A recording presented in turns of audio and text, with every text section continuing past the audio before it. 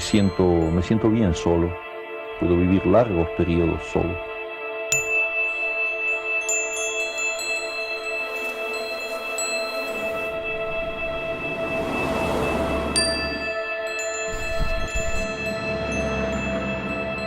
El hombre conquistó el mundo de las cosas, pero con un gran riesgo para su alma.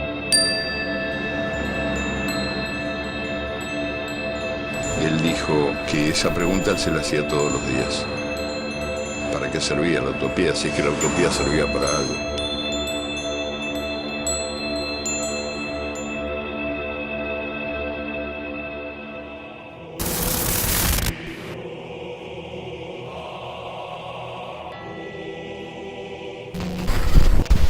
Bienvenidos a Noches de Insomnia, el espacio para todos aquellos que no pueden dormir. Sueños, pesadillas, fantasías y alucinaciones. La esfera onírica coexiste con la esfera real. El reino de Hipnos, nacido de Nyx, se vuelve perceptible cuando escapamos de la realidad para no revivir el trauma. La noche reinterpreta nuestra experiencia consciente en el estado inconsciente del sueño y proyecta imágenes que nos desconciertan al amanecer. El ser humano ha tratado de interpretar aquellas visiones como verdades del pasado difuso, conexiones a vidas alternativas o mensajes de providencia en el futuro. Pero tampoco nos es ajeno su función como medio de control, un augurio del castigo apocalíptico prometido.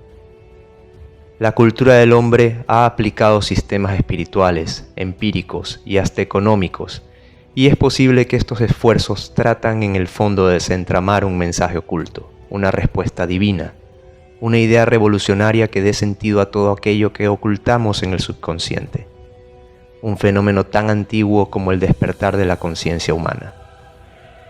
Esta idea universal ahora trasciende de su estado profético a la profundidad de la ciencia, que intenta explicar los misterios individuales y sociales de la conducta humana. Ahora entendemos la importancia de la esfera onírica como complemento de la realidad. Pero un conjunto de ideas transgreden mi tranquilidad mientras trato de desentramar los patrones de comportamiento funcionales y disfuncionales del ser humano.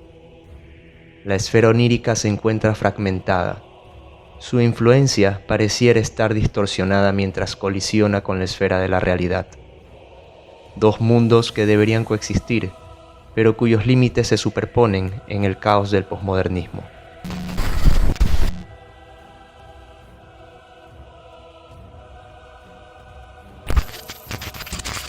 El arquetipo de Phantasos, el oniro hijo de Hipnos, ha superpuesto su esfera en el mundo contemporáneo como una idea predominante. La fantasía, un respiro necesario en el día para evaluar la realidad, es ahora un estado perpetuo para negar sus consecuencias. La entidad reemplaza los eventos reales y conecta al trastorno con la mentira compulsiva. ¿Cómo puede el ser humano enfrentar la culpa dentro de un constante estado de vulnerabilidad narcisista que justifica el ciclo constante de inmovilidad? En el estado del desorden mental, la interpretación de la realidad colapsa con el estado de fantasía. El ego se representa invulnerable, único, perfecto, pero esconde una realidad caótica, sin equilibrio, sin substancia. El reino de Phantasos coexiste en un estado de ruptura. Mi fantasía es mi realidad. El ego atormentado proyecta aquello que creemos que los demás desean de nosotros. Somos únicos, somos especiales, somos perfectos.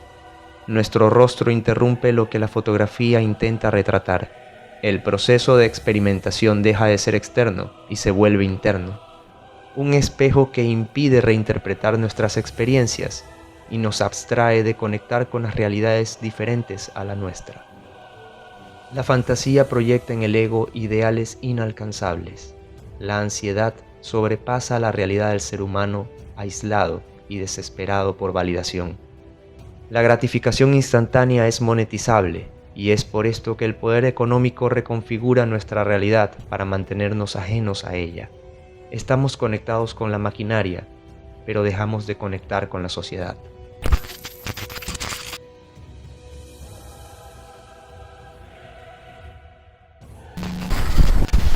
En una exploración superficial, Pareciera que la esfera de la pesadilla se encuentra oculta en la sombra del Erebos. El miedo pareciera opacado por el ego del humano horizontal, que no tiene el tiempo de explorar sus horrores. Al no existir trascendencia, ¿por qué debemos temer a la muerte? La realidad es que el hombre contemporáneo no conquistó el miedo. Quiere creer que lo desterró de la realidad. Las pesadillas nos visitan en el mundo onírico sin ningún sentido profético. Su significado se volvió superficial. Pero el arquetipo de Ikelos no está oculto. Este se encuentra integrado en la realidad como una característica humana que nos permitimos normalizar. El orden es control. El control es terror. La cultura está secuestrada por el miedo. Los señores de la guerra justifican el horror. La política lo trivializa. Y la prensa lo vuelve tendencia. Engordamos nuestros egos con verdades a medias. Nada nos conmueve más allá del titular. El humor ridiculiza el mensaje hasta que éste se diluya en el mar de confusión. Y si esto no funciona, las preocupaciones reales serán reemplazadas por conflictos superficiales. El objetivo primario es el caos, la división, amnesia. Vivimos ahora a la sombra del discurso hegemónico de turno, mientras el caballo de fuego es lo único que ilumina la hora más oscura del hombre. La pesadilla es real, pero la fantasía de nuestro ego descomunal nos vuelve insensibles a sus consecuencias.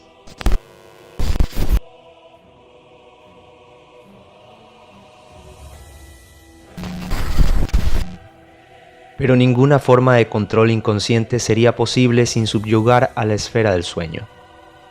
Morfeo observa encadenado a las ruinas de Nyx en una realidad distorsionada. La extenuante explotación laboral nos ha hecho creer que nada es suficiente.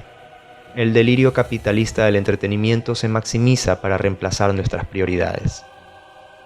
No es un mensaje alarmista cuando podemos cuantificar que, progresivamente, dormimos menos horas tratando de estirar la realidad con la convicción de que 24 horas del día ya no son suficientes para sentir que estamos vivos. A nuestro subconsciente le es negado el derecho al descanso. Nuestra mente no puede reinterpretar la realidad si no le es permitido el ejercicio de desfragmentar nuestros recuerdos en el sueño profundo. No formamos nuevas conexiones, no revisamos nuestras culpas y no encontramos inspiración. Ya no es extraño que cada vez menos personas recuerdan sus sueños al amanecer. Nos han acostumbrado a dormir como ejercicio de cansancio. La vida contemporánea no nos permite reconfigurar lo abstracto de lo real. Si el proceso onírico del hipnos es el llamado a la reinterpretación, ¿qué sucede en el proceso del desorden que activamente fragmenta la realidad? ¿Qué puede ordenar una mente que no puede aceptar la verdad y la reemplaza por fantasías y mentiras? La sociedad contemporánea ha creado hombres débiles, ocultos detrás de egos enfermos, aislados y ajenos, dioses sin culto encerrados en cuerpos mortales. Aceptamos un plano onírico deformado como realidad conveniente, pero nos olvidamos que en la era de Hipnos, su hermano gemelo, Thanatos, observa paciente. Y aunque el ego enfermo finge controlar la pesadilla, muy en el fondo teme a la sombra de la muerte. Thanatos es omnipresente en todas las esferas y no discrimina, pues para él ningún dios es realmente inmortal.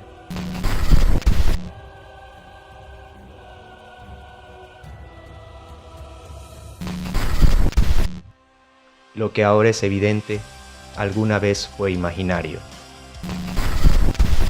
En el estudio de los arquetipos de Carl Jung, el modelo trata de explicar la personalidad, el comportamiento y los procesos psíquicos inconscientes.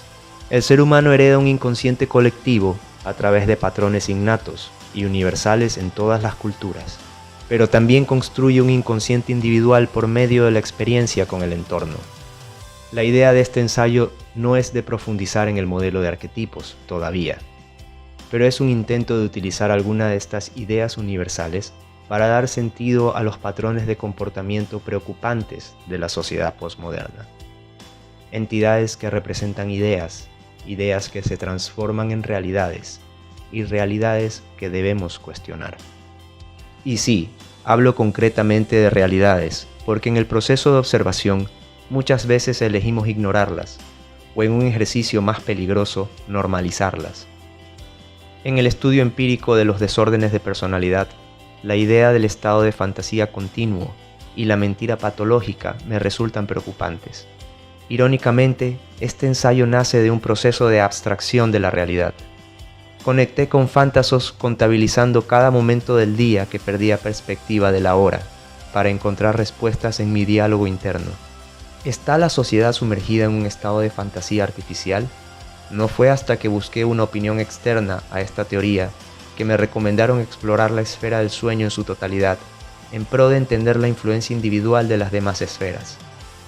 Fue en estas conversaciones que se volvió necesario explorar la función del sueño y la pesadilla para obtener mayor claridad. El inconsciente, aunque siempre presente, se diluye en el ego.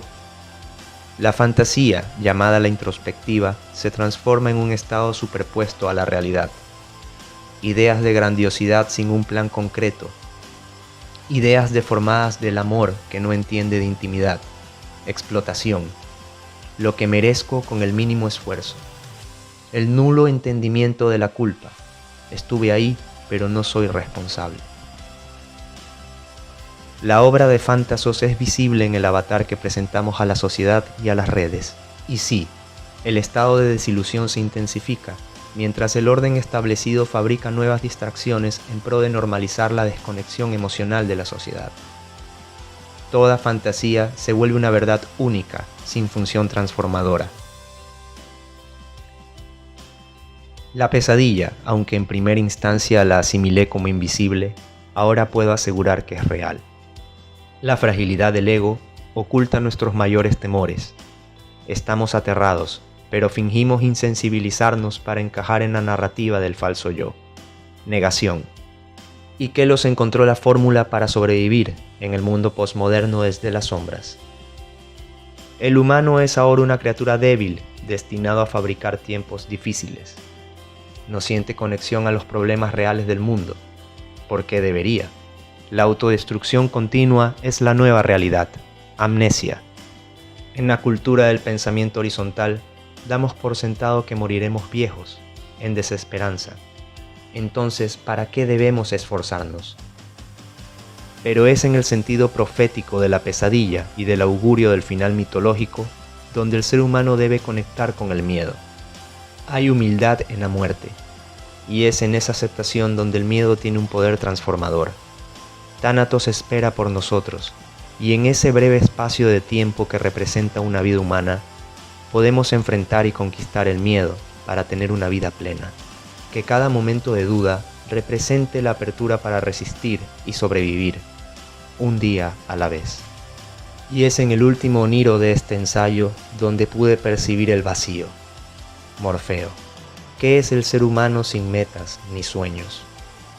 Pareciera que la sociedad contemporánea está enfocada en mantenernos despiertos en estado onírico de fantasía y nos niega la posibilidad de dormir para recordar, soñar, imaginar y crear. El esfuerzo y la constancia pierden valor ante el entretenimiento. Al final del día, para el orden del capital, lo único importante no es construir, es consumir.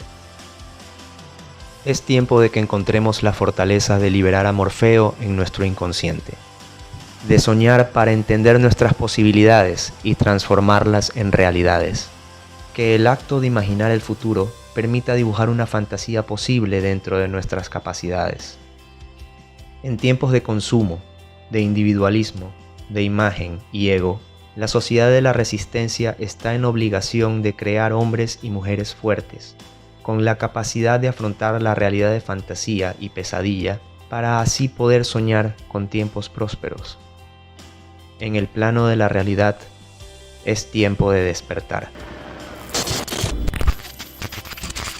Sin más, agradezco el tiempo de todos aquellos que llegaron hasta aquí y que encontraron en este ensayo, en esta opinión personal, algunas respuestas de utilidad para afrontar el diario sobrevivir. Quiero dejar un agradecimiento especial para Carlos Valdivieso y Juan Pablo. Sus opiniones me ayudaron a dar forma a este texto. También quiero agradecer a Juan Carlos y Gabriela por la paciencia para escuchar mis ideas desordenadas en las noches de rock and roll. No olviden también de seguirnos en nuestras redes sociales para mayor información de este proyecto y de compartir este contenido para que llegue a más personas. Soy Rojo y esto fue Noches de Insomnia, temporada 2. El espacio para todos aquellos que no pueden dormir.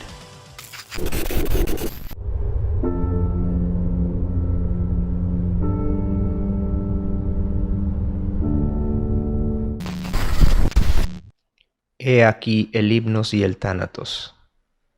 Que los dioses gemelos me ayuden a descansar.